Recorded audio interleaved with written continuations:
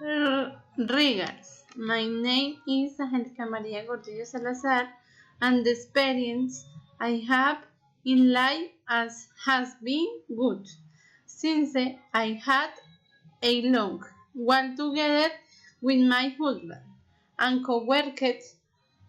The place is cool, the cleaning there is a mount that is recognized because from a fire marks the silhouette of a woman.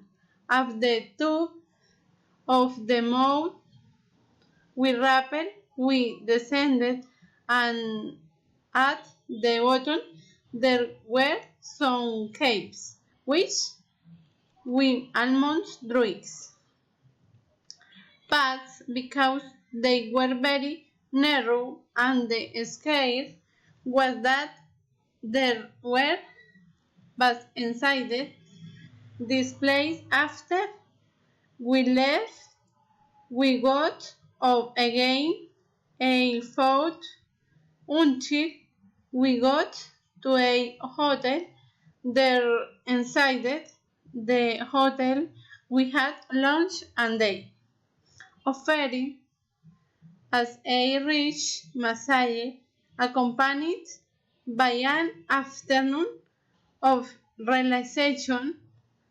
There we stayed for 2 hours.